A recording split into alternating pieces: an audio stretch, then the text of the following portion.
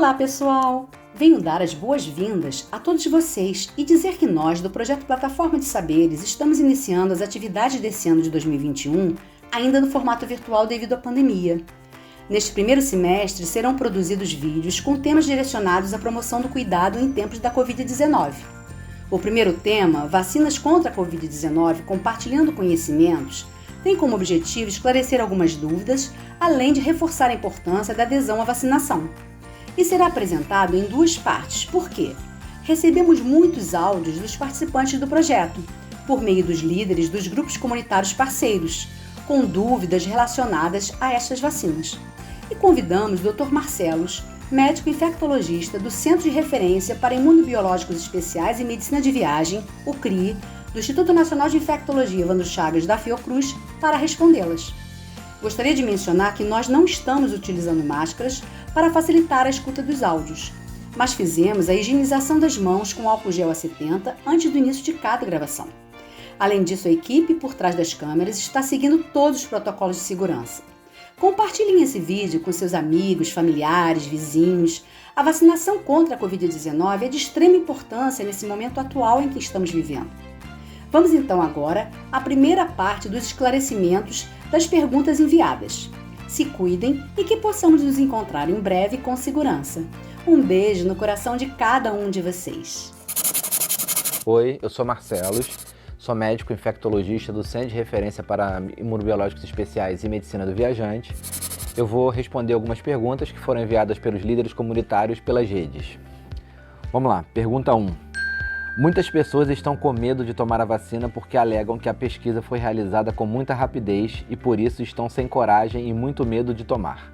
Faltam muitas informações. O que você tem a dizer sobre isso? Bom, todo medicamento, e vacina também é um medicamento, não é nenhuma exceção, para a vacina chegar a estar disponível para o uso, ela tem um processo que deve ser seguido.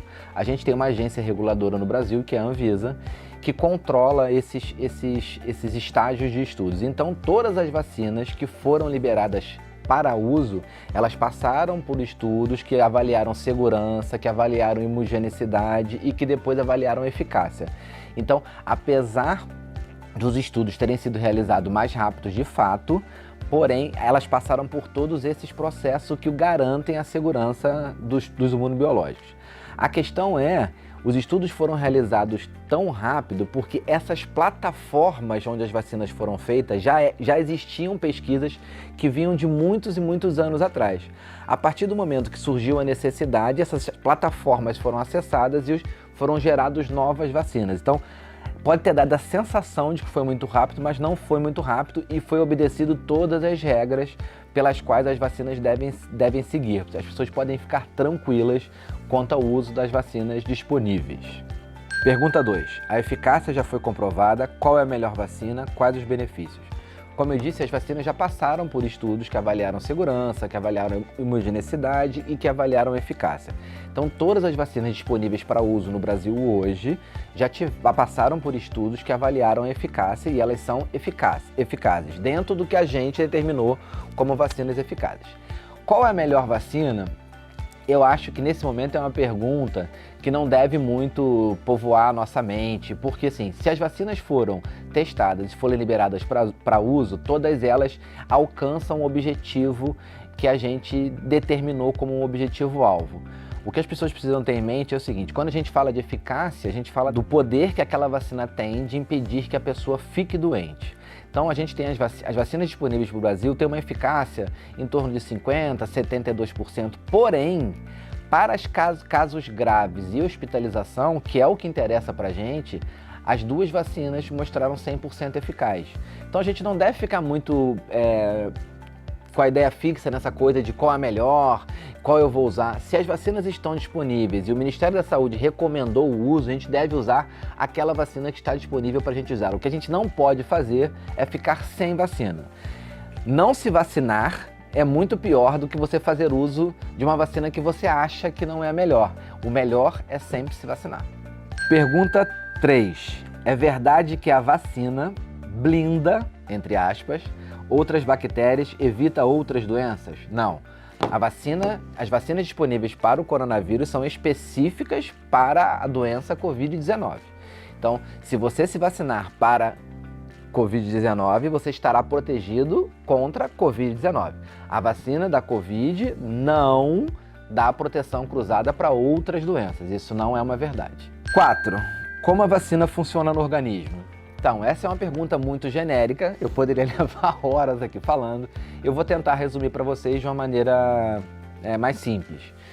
Toda vacina, ou ela é um pedacinho de uma proteína do vírus, ou ela é um pedacinho do vírus, né? Você destrói o vírus, lisa ele em pedaços menores e pega esse pedacinho que são capazes de induzir resposta imune e a gente injeta no corpo.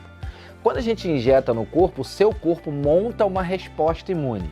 Então o seu corpo já fica conhecendo aquele antígeno. O que a gente chama de antígeno é tudo que é diferente do nosso corpo. Então quando você entra em contato com o vírus real, o seu corpo já conhece aquela proteína e já tem uma resposta pronta para lutar contra aquele vírus. Então essa é uma maneira bem genérica de como funciona uma vacina. Complementando a pergunta anterior, quando a gente fala de antígeno e anticorpo, antígeno é uma proteína que é diferente do nosso corpo. Então, por exemplo, um vírus, uma bactéria, um pedaço de vírus, um pedaço de uma proteína, tudo isso diferente do que está no nosso corpo, a gente chama de antígeno. Anticorpo é uma proteína também que vai lutar contra esse antígeno, que é produzido pelo nosso corpo para lutar contra esse antígeno. Por isso que a vacina é boa, porque você faz uma vacina com um pedaço do vírus que não é capaz de causar a doença, mas é capaz de induzir uma resposta, uma produção de anticorpo no nosso corpo. Você injeta na pessoa antes, e aí ela monta uma resposta, ela produz anticorpos que são capazes de lutar contra aquele antígeno quando você entrar em contato com o vírus novamente, tá? Próxima pergunta. Quais são os efeitos colaterais ou complicações? Existem contraindicações para cardiopatias graves, para quem tem câncer, HIV ou outras doenças crônicas? Pacientes crônicos devem contactar seus médicos antes de tomar a vacina? Essa última partezinha da pergunta é super importante. Todo paciente crônico, todo paciente que tem um médico assistente, deve consultar seu médico antes de fazer uma vacina. Efeitos colaterais existem para qualquer medicação e vacina não é diferente disso. Só que os efeitos colaterais da vacinação são muito raros e na grande maioria das vezes são sintomas, são efeitos colaterais bem simples que a gente consegue resolver de uma maneira muito tranquila.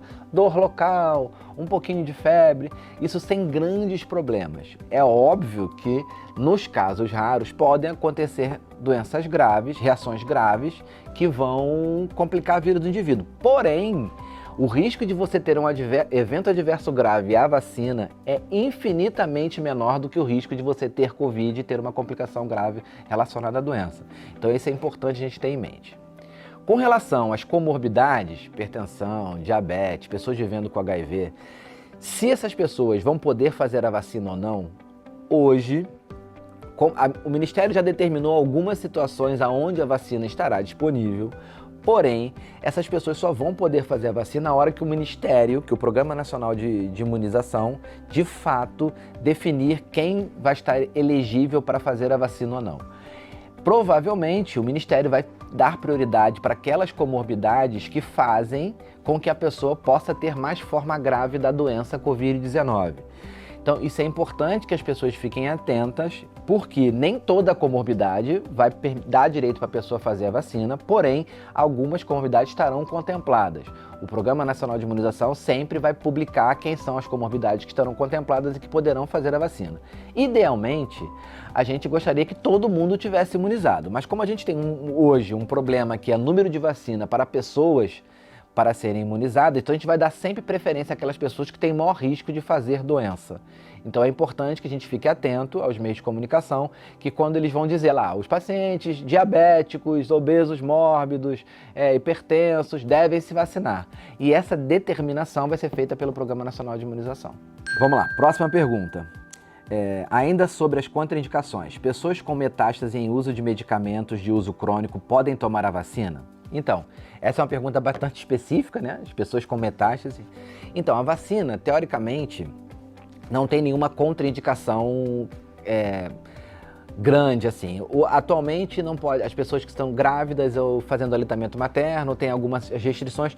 Na realidade, as restrições existem porque não foram testadas nessas pessoas. Então, como não foi testado, é melhor que a gente tenha mais parcimônia na hora do uso. Teoricamente, as 2 vacinas que estão disponíveis no Brasil no momento são vacinas inativadas. Então, o fato de você ter uma doença crônica não impossibilitaria o seu uso. Isso é importante que a gente tenha em mente. Então, é importante que a gente fique atento às informações que serão divulgadas pelo Ministério da Saúde, pelo Programa Nacional de Imunização, para saber que doenças podem usar a vacina, tá? Próxima pergunta. Quais as possíveis complicações da vacina para as pessoas que têm baixa imunidade?